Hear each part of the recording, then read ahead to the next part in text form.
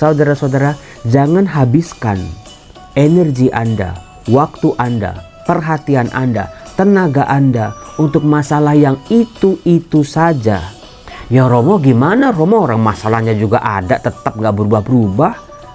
Pemazmur mengajak kepada kita, nyanyikanlah lagu baru bagi Tuhan, sebab Ia telah melakukan karya-karya yang ajaib. Hari ini akan ada berkat-berkat baru buat kita. Besok akan ada berkat-berkat yang jauh lebih besar lagi buat kehidupan kita. Masa lalu terimalah sebagai bagian, sebagai pembelajaran dalam kehidupan kita. Minimal kita tahu jangan mengulang kesalahan yang sama. Salam damai sejahtera saudara-saudara yang terkasih pencinta firman Tuhan. Berjumpa kembali dengan Bible Learning with Father Joseph. Saudara-saudaraku, bagaimana kabar Anda hari ini? Di masa libur ini banyak sekali penonton Bible Learning kayaknya sibuk dengan libur, sibuk persiapan Imlek, lagi keluar kota, lagi banyak urusan. Saudara-saudara, ketika kita sibuk, jangan pernah lupa membaca firman Tuhan. Jangan biarkan bolong di tahun 2025. Karena apa? Firman Tuhan adalah santapan jiwa. Seperti kita makan. Kalau kita nggak makan, nanti kita lemah. Nanti kita lapar. Nanti kita lemes. Kalau kita lemes, nanti kita mudah sakit, bukan? Kalau udah mudah sakit, badannya ringkih. Nanti ada kuman, ada bakteri, ada virus. Mudah sekali sakit. Maka dari itu, seperti kita harus makan nasi, makan protein, makan karbohidrat, makan sayur, makan serat, makan buah. Jangan lupa juga santap firman Tuhan setiap hari. Supaya pikiran kita, hati, tindakan, sikap kita tetap kuat. Kalau ada masalah datang, kalau ada hambatan datang, kalau ada problem-problem baru, kita lebih mampu untuk menangkis dan menghadapinya. Saudara-saudara yang terkasih, senang rasanya saya melihat Anda betul-betul hadir menyimak video Bible Learning ini untuk membaca firman Tuhan, untuk mendengarkan pewartaan sabda yang mana yang selalu baru. Tadi saya baru saja merayakan perayaan Ekaristi. Tadi sebagai lagu penutup, para frater itu menyanyikan lagu dari puji syukur seperti ini. Saya yakin lagu ini Anda pernah dengar, lagu ini Anda pernah nyanyi, bisa jadi salah satu lagu favorit Anda. Dinyanyikan seperti ini. Bahagia manusia yang tidak tuli hatinya, yang mendengar sabda Bapa, tekun melaksanakannya. Sabda Tuhan penuh daya, yang tersesat dipanggilnya, disembuhkannya yang luka, yang mati dihidupkannya. Betul kan? Anda pasti sering dengar lagu ini, bukan? Betul banget Romo, saya senang kalau lagu ini dinyanyiin. Karena apa? Diungkapkan, bahagialah manusia. Bukan yang punya rumah gedong-gedong, bukan yang punya prestasi setinggi langit, bukan yang punya karir, punya gelar jabatan sepanjang rel kereta api, bukan orang yang hartanya nggak habis-habis. Tapi lagu ini mengungkapkan, berbahagialah manusia yang tidak tuli hatinya. Semua berkat, semua rahmat akan menjadi sia-sia kalau manusia menulikan telinganya, membutakan matanya terhadap sabda Bapa. Tapi bukan cuma mendengar doang atau membaca saja, tapi dikatakan tekun melaksanakannya. Kata tekun, saudara-saudara, bukan sekali dua kali artinya. Bukan hari ini kita lakuin betul-betul, tapi nanti bulan September udah lupa. Tekun setiap hari melaksanakannya. Karena apa dikatakan tadi? Sabda Tuhan penuh daya. Yang tersesat, para pendosa, anak-anak hilang, anak-anak yang udah lama jauh dari gapaian rangkulan Tuhan, dipanggilnya kembali, diajak menemukan jalan pulang, bahkan yang luka pun disembuhkannya. Saudara-saudara, lagu ini cocok sekali dengan firman Tuhan yang mau saya bongkar hari ini. Bagaimana pemazmur dari Mazmur bab 95, lalu juga Markus bab 3, mengungkapkan. Pemazmur bab 98 mengatakan begini. Nyanyikanlah lagu baru bagi Tuhan, sebab Ia telah melakukan karya-karya yang ajaib. Ketika tadi dalam misa Mazmur ini diulang-ulang, saya langsung tersentuh. Nyanyikanlah lagu baru bagi Tuhan. Bukan sebuah kebetulan, Mazmur ini adalah Mazmur setelah pembuangan. Setelah orang-orang Israel kembali dari pembuangan Babel, setelah mereka melihat kebesaran Tuhan yang mampu mengubah keputusan Raja Persia. Tadinya mereka mau menguasai semua daerah Timur Tengah, sekarang mereka mengizinkan orang-orang Israel pulang ke tanah airnya. Sebuah karya yang ajaib. Maka si pemazmur mengajak seluruh jemaat, nyanyikanlah lagu baru bagi Tuhan. Sebab hidup kita sudah berubah. Sebab semuanya sudah diperbaiki oleh Tuhan. Sebab betul-betul ada kuasa Tuhan nyata dalam kehidupan kita sebagai umat Allah. Maka ajakannya adalah nyanyikanlah lagu baru bagi Tuhan. Bukan lagu lama, bukan lagu yang itu-itu saja, tapi lagu baru. Dari kalimat ini saya sadar, seringkali kita kalau kita cerita sama orang, kita curhat sama orang, bahkan kita ngomong sesuatu kepada orang lain, atau kita melihat diri kita sendiri, kayaknya kok kita merasa hidup kita itu-itu aja ya. Cerita kita sama tetangga, ya ceritain anak lagi, ceritain tentang masa dulu lagi, masa susah lagi, cerita tentang suami yang sudah meninggal lagi, cerita tentang luka-luka masa lalu lagi. Saya kan begini, saya kan begitu, saya sudah diginiin, saya sudah digituin. Saudara-saudara, apakah Anda pernah merasa bosan juga sih lama-lama? Iya ya, kok omongan yang keluar dari mulut kita kok itu-itu aja. Sampai-sampai mungkin orang yang mendengar, atau kita ketika mendengar orang yang ceritanya itu-itu saja, kayaknya langsung, alah lagu lama ini mah, diulang terus. Misalnya orang yang jatuh dalam judi online sekarang, ceritanya kan itu-itu aja. Dia tobat, wah dia hebat gitu, terus nanti jatuh lagi ke judi online, terus nanti bertobat lagi, terus kumat lagi, bertobat lagi, kumat lagi. Lagu lama, dosa yang terulang-ulang, kelemahan, kita menjadi lama-lama main playing victim. Karena apa? Karena kita merasa ya cuman itu aja. Saudara-saudaraku yang terkasih, sadarlah cakrawala kehidupan kita begitu luasnya. Allah kita sedemikian besarnya. Alam semesta ini jauh lebih besar daripada yang kita pikirkan. Jadi kalau yang kita pikirkan, yang kita rasakan itu aja, dari zaman kuda gigit besi sampai zaman internet sekarang ini, itu aja. Cerita sama orang, ya anak lagi, ya masalah yang sama lagi, masalah yang sama lagi. Saudara-saudara, jangan habiskan energi Anda, waktu Anda, perhatian Anda, tenaga Anda untuk masalah yang itu saja. Ya Romo gimana Romo, orang masalahnya juga ada, tetap gak berubah-berubah. Maka saya pernah mengajarkan, kalau memang ada hal-hal yang tidak pernah berubah dalam kehidupan Anda, mintalah roh kesabaran sama Tuhan. Tuhan, berilah aku kesabaran supaya aku lebih sabar lagi. Suatu saat pasti masalah ini akan berlalu. Kelemahan-kelemahanku akan digantikan dengan berkat-berkat yang baru.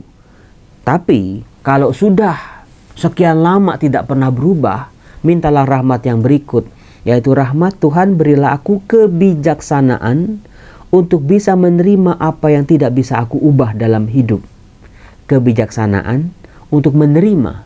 Tuhan, kalau memang ini duri dalam dagingku yang kau tinggalkan bagiku, izinkan aku menerimanya Tuhan. Dan aku yakin juga rahmat-Mu akan cukup bagiku. Begitu Paulus berkata, bukan?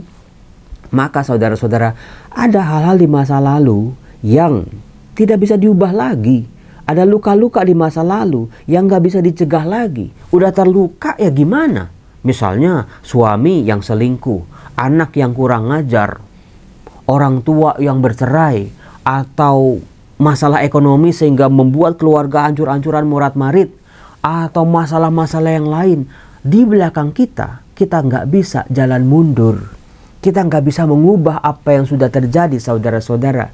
Jangan biarkan luka-luka di masa lalu, masalah-masalah di masa lalu, bahkan berkat-berkat yang dulu pernah kita terima ya, yang dulu sekali, Kita ulang sampai hidup kita ya udah uplak-uplak di situ aja.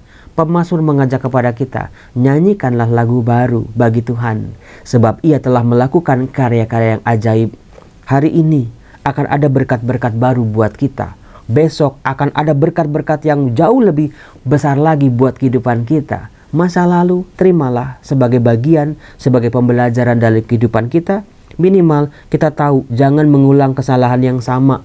Kita tahu kalau masa lalu itu begitu menyakitkan, jangan diulang untuk orang-orang masa sekarang. Udah tahu nih, dulu orang tua bercerai, sampai anak-anaknya porak-poranda, sampai anak-anaknya hancur-hancuran, gara-gara suaminya, gara-gara istrinya begini dan begitu. Ya sekarang ketika sama anak-anak dalam keluarga Anda masing-masing, jangan coba mengulanginya. Jangan mengulang-ulang sejarah yang tidak perlu. Pemazmur mengatakan, nyanyikanlah lagu baru bagi Tuhan, supaya hidup kita berkatnya baru, syukurnya juga baru, puji-pujiannya juga baru, hatinya baru, manusianya juga baru. Itulah yang luar biasa dari Mazmur bab 98 ini. Anda mau nggak hidup Anda diperbarui sama Tuhan? Sehingga ketika doa, ya Romo capek Romo doanya, anak lagi, utang lagi, masalah ekonomi lagi, masalah keluarga lagi. Saya mau Romo, doa saya berubah Romo sejak saat ini. Yuk nyanyikanlah lagu baru bagi Tuhan. Caranya adalah, lihat orang-orang Israel yang dari pembuangan itu belajar saudara-saudara. Mereka sampai terpuruk gara-gara apa? Gara-gara tidak taat. Mereka belajar di situ. Maka mereka berusaha ketika kembali dari pembuangan, yuk jadi umat yang taat. Artinya masa lalu yang tidak bisa diubah menjadi pembelajaran buat generasi hari ini dan generasi yang akan datang. Saudara-saudara, yuk nyanyikanlah lagu baru bagi Tuhan. Katakanlah dalam doamu, Tuhan aku mau bernyanyi lagu baru bagimu. Puji-pujianku, rasa syukurku, ucapan terima kasihku, bagaimana cintamu padaku, kesetiaanmu selalu baru dalam hidupku. Maka hidup itu terlalu indah untuk disesali. Hidup itu terlalu luas untuk cuman dipikirin seuplek-uplek aja. Membuat kita tidak bahagia. Kalau kita cuman berfokus pada masa lalu, kayak orang berjalan tapi nengoknya belakang. Jalannya maju ke depan tapi nengoknya belakang. Apa yang akan terjadi? Ya kesandung lah, nabrak orang lah, nabrak meja lah, nabrak mobil juga bisa. Hati-hati. Arahkan pandangan kita ke depan. Karena Tuhan selalu Tuhan dengan rahmat-rahmat yang baru. Nah, hal itu juga diungkap dalam Markus bab 3, saudara-saudara. Bagaimana Tuhan Yesus memberikan sebuah perumpamaan kepada ahli-ahli Taurat yang mengatakan bahwa Tuhan Yesus itu kerasukan Beelzebul, bahwa Tuhan Yesus itu dengan kuasa penghulu setan, Yesus mengusir setan. Wah, Tuhan Yesus nggak marah, Tuhan Yesus nggak langsung ngamuk, tetapi bagaimana dengan perumpamaan? Yesus tahu betul yang dihadirkan, kuasa yang dihadirkan itu sesuatu yang baru, yang sulit untuk diterima, sesuatu yang sulit untuk dicerna oleh orang-orang sezamannya. Apalagi mereka-mereka yang cuma terfokus pada masa lalu saja. Maka Yesus berkata, bagaimana iblis dapat mengusir iblis? Kalau suatu kerajaan terpecah-pecah, kerajaan itu tidak dapat bertahan. Jika suatu rumah tangga terpecah-pecah, rumah tangga itu tidak dapat bertahan. Waduh Romo, kok nabok-nabok banget ya Romo ya Injil hari ini. Betul, keluarga harus satu, harus akur. Betul-betul. Ada masalah, ada perbedaan kakak adik, rezekinya beda, jalan hidupnya beda, pasangannya aja beda-beda, jalan hidupnya, cerita kisah hidupnya juga beda-beda. Nah itu dia, meskipun berbeda-beda, tapi rukun. Yang susah, coba doain anggota keluarga yang lagi seneng, yang lagi makmur, yang lagi di atas, bantu itu yang lagi susah. Itu sih prinsipnya. Kalau Anda kemarin di TikTok saya membaca ya, ada satu anak kecil lucu sekali. Apakah beban hidupmu berat? Dia bilang enggak, saya enggak punya beban hidup katanya. Orang beban hidupnya saya di tengah keluarga. Saudara-saudara, jangan sampai kita jadi beban dalam keluarga kita. Ketika kita bisa bantu yang lain, bantu yang sedang berbeban berat. Ketika kita lagi terpuruk, sabar dalam doa dan usaha. Dikatakan, demikianlah juga kalau iblis berontak melawan dirinya sendiri. Kalau ia terbagi-bagi, ia tidak dapat bertahan, malahan sudah tamatlah riwayatnya.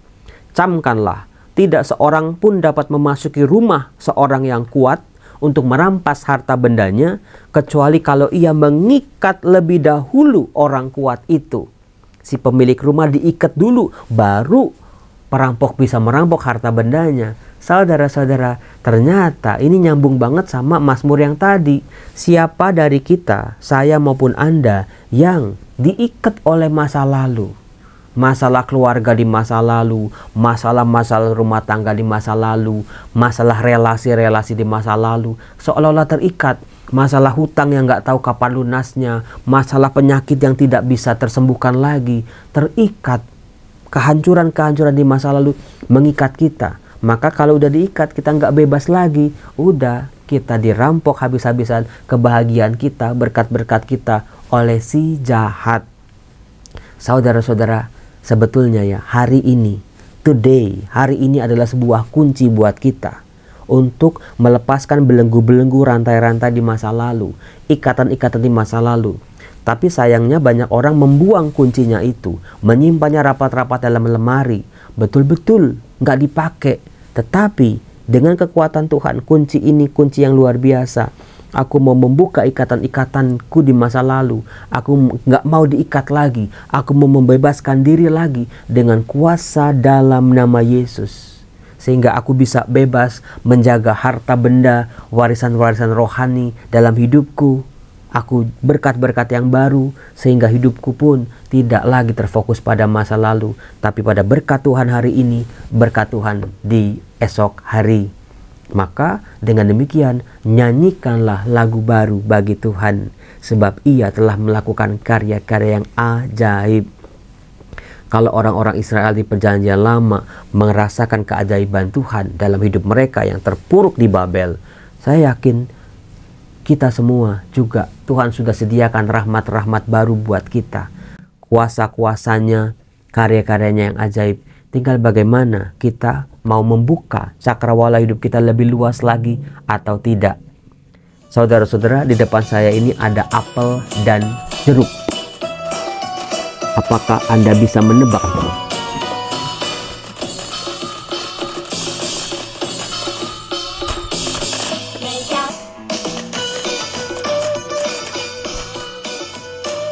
Saudara-saudaraku terkasih, di depan saya ini ada apel dan ada jeruk. Saudara-saudaraku terkasih, di meja Bible Learning ada dua buah. Yang pertama jeruk, yang kedua apel. Anda tim jeruk atau tim apel, saudara-saudara?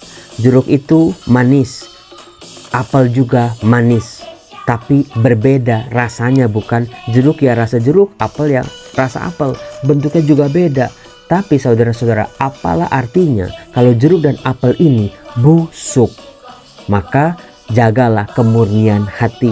Jangan sampai si jahat seperti ulat di dalam apel ini. Dari luarnya bagus, tapi dalamnya hancur berantakan karena busuk. Semoga hidup kita selalu diberkati, menghasilkan buah-buah kebaikan buat sesama. Salam, Tuhan berkati.